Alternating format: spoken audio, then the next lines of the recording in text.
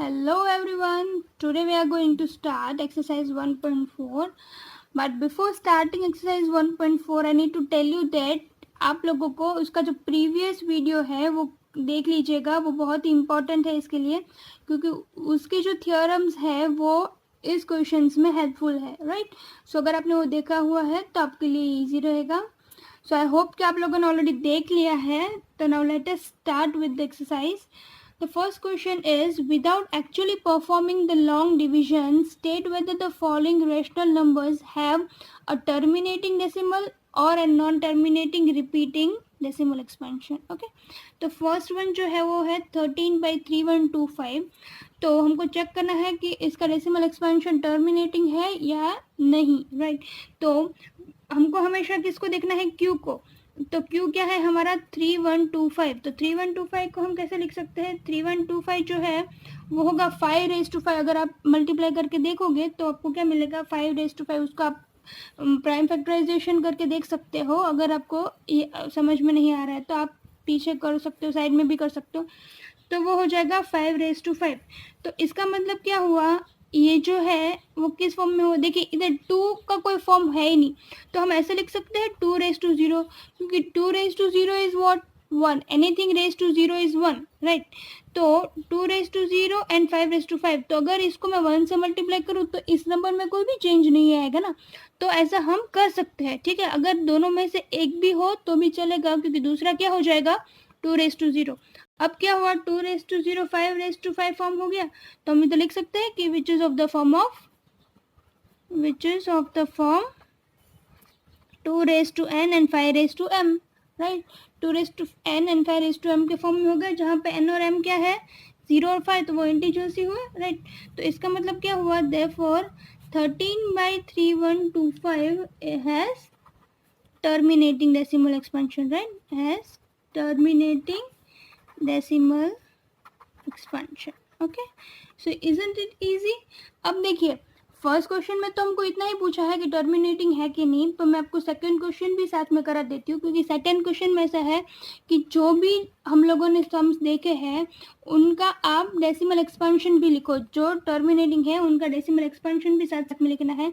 तो उसको हम कैसे लिख सकते हैं, देखिए ये क्या है 5^5 था। तो हमको कैसे करना है, जो भी नंबर है, जैसे कि यहाँ पे हम लिखेंगे 13/3125 को लिखेंगे 5^5।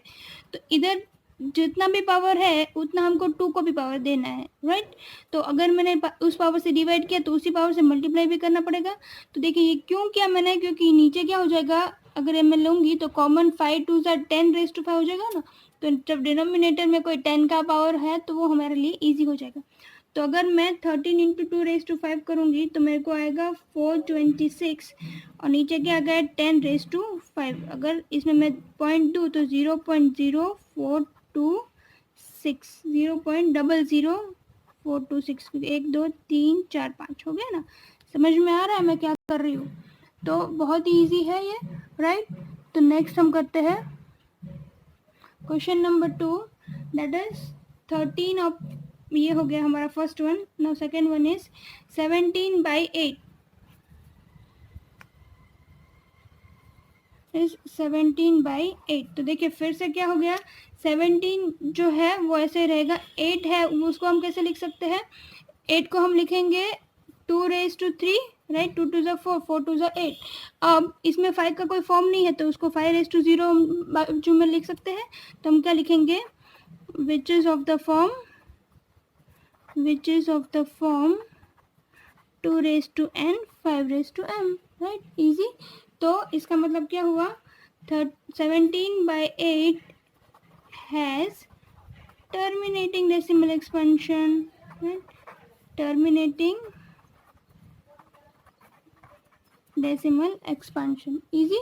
और उसको भी हम डेसिमल में कन्वर्ट करके दिखा ही देंगे साथ में। तो हम कैसे लिखेंगे, 17/8 इज इक्वल्स टू 17/2^3 और 5^3 को मल्टीप्लाई और डिवाइड करेंगे। तो इसको हम जब मल्टीप्लाई करेंगे 17 × 5^3 तो वो हो जाएगा हमारा 2125, राइट।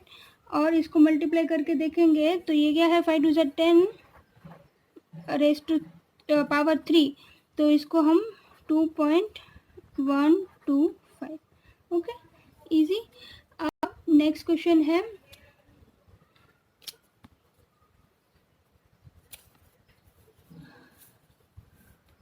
Question number 3 is 64/455. यहाँ पे 455 है, तो उसका जब हम प्राइम फैक्टराइजेशन करेंगे तो वो क्या आएगा. 455 का जब हम प्राइम फैक्टराइजेशन करेंगे तो वो आएगा 5 इंटू 13 इंटू 7.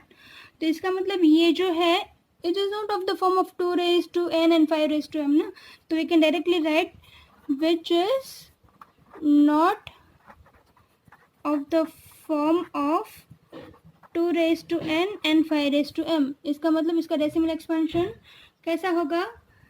therefore 64/455 क्या लिखेंगे हम, हैज़ अ टर्मिनेटिंग होगा कि नहीं होगा, नहीं होगा, इसलिए has a non terminating and but recurring जरूर होगा क्योंकि तभी वो रैशनल नंबर होगा, right. Non terminating recurring decimal expansion. Okay, easy, right. तो देखिए ये क्या है, नॉन टर्मिनेटिंग बट रिकरिंग है. तो क्वेश्चन नंबर 2 में हमको सिर्फ इतना ही बोला था कि ऐसे ही नंबर जो टर्मिनेटिंग है उनका हमको डेसिमल एक्सपेंशन निकालना था, तो हमको इसको डेसिमल एक्सपेंशन नहीं निकालना है. यहाँ पे बहुत सारे क्वेश्चंस हैं तो मैं सारे नहीं कर रही हूँ, मैंने 3 किए हुए हैं. 10 है तो बाकी के 7 आप खुद कीजिएगा. अगर कुछ डाउट है तब कमेंट्स में हमेशा शेयर कर सकते हो. तो let us start with question number 3 because 1 and 2 we have already completed. ठीक है, 1 और 2 साथ में ही कंप्लीट हो चुके हैं, राइट. क्वेश्चन नंबर 3 स्टार्ट करते हैं. So question number 3 is decide whether the decimal expansions are rational or not. इधर पे 3 हमको decimal expansions दिए हुए हैं तो हमको चेक करना है कि वो rational है कि नहीं. ओके, अगर वो rational है, in each case decide whether they are rational or not हो गया. उसके बाद if they are rational and of the form of p by q, अगर वो p by q के फॉर्म में हम उसको लिख सकते हैं, then what can you say about the prime factorization of q. पहले हमको इसको चेक करना है कि rational है कि नहीं. अगर रैशनल है तो उसको p by q फॉर्म में लिखेंगे और फिर उसका हम q का फैक्टराइजेशन देखेंगे. तो फर्स्ट वन इज 43.123456789, राइट. तो 9 के बाद वो स्टॉप हो रहा है, उसके बाद कुछ भी नहीं लिख रहा है, तो हम क्या लिख सकते हैं, therefore it is a rational number. हम क्या लिखेंगे, it is a rational number. Okay, rational number लिख लिया क्योंकि यहाँ पे वो स्टॉप हो रहा था. उसके बाद हम क्या लिखेंगे, उसको p by q फॉर्म में लिखेंगे. तो कैसे लिख सकते हैं, ये सारे पॉइंट्स निकाल दो. तो क्या लिख सकते हैं, 4312345678 डिवाइड बाई 1 2 3 4 5 6 7 8 9, मतलब 9 जीरो, 1 2 3 4 5 6 7 8 and 9. तो इसको हमने p by q फॉर्म में भी लिख दिया. अब जब हमने p by q फॉर्म में लिख दिया तो q का प्राइम फैक्टराइजेशन हमको देखना है. तो q हम कैसे लिख सकते हैं, it can be written in the form of 2, मतलब उसके फैक्टर्स क्या होंगे, 2 और 5 ही होंगे ना. तो हम उसको कैसे लिख सकते हैं, 1 2 3 4 5 6 7 8 9 is equals to 2 into 5 whole raise to 10 raise to 9 है ना. तो वो क्या हो गया, 2 raise to 9 into 5 raise to 9 के फॉर्म में हो गया ना, राइट. तो हमने क्या लिख दिया, what can you say about the prime factors of 2 and, तो उसके फैक्टर्स क्या है, 2 और 5 ही है, तो उसके हमने फैक्टर्स भी लिख दिए, right. So let us do next question. Next sum is, it is something 0.1201200120012 zeros and dot. मतलब see here dot means it is continued. Okay, now if it is continuous, so it means it is not terminating, it is going on, right. And there is a pattern that is following, मतलब 120 1200 12000, there is a pattern that is being followed. इसका मतलब ये क्या है, ये एक rational number ही नहीं है क्योंकि जो रिपीट हो रहा है, जो वहाँ पे टर्मिनेट नहीं होता है, उस नंबर को क्या बोलेंगे हम, इरैशनल नंबर. सो हम क्या लिखेंगे, it is not a rational number. Rational number है ही नहीं तो आगे का कोई मेथड करने की ज़रूरत ही नहीं है, p by q फॉर्म ये वो कुछ नहीं करना है, right. Question number 3, it is 43.123456789 बार. देखिए यहाँ पे जो बार है उसका मतलब क्या हुआ कि वो जो होगा वो क्या होगा, इतने 9 नंबर्स जो है वो रिपीट होंगे, राइट। तो हम क्या लिखेंगे, therefore it is a rational number, right. उसको रैशनल नंबर लिख सकते हैं। उसको पी बाई क्यू फॉर्म में भी लिख सकते हैं, पर हमको पी बाई क्यू फॉर्म में लिखने की ज़रूरत नहीं है। हम लिखेंगे एंड क्वेश्चन था कि if they are rational and of the form of P by Q form में अगर हो सकता है, then what can you say about the prime factors of Q. तो हम लिख सकते हैं कीटिंग है तो इसका मतलब कि इट इज़ नॉट नेसेसरी कि उसके पास सिर्फ 2 और 5 ही फैक्टर्स होंगे, राइट। तो हम क्या लिखेंगे, the prime factorization of Q will also have factors other than 2 और 5। क्यू अगेन मैं बता रही हूँ क्योंकि ये रिपीट हो रहा है, राइट। वो 2n 5m किसके लिए था, टर्मिनेटिंग के लिए, बट ये टर्मिनेट नहीं हो रहा है, वो रिपीट हो रहा है, राइट। सो रैशनल तो है ही पर रिपीटिंग भी है, इसलिए it will also have the factors other than 2 और 5। सो इतना ही है, हमारी एक्सरसाइज कंप्लीट हो चुकी है। इसके साथ हमने चैप्टर भी कंप्लीट कर लिया है। So keep watching easy study, like share and subscribe it. Bye bye.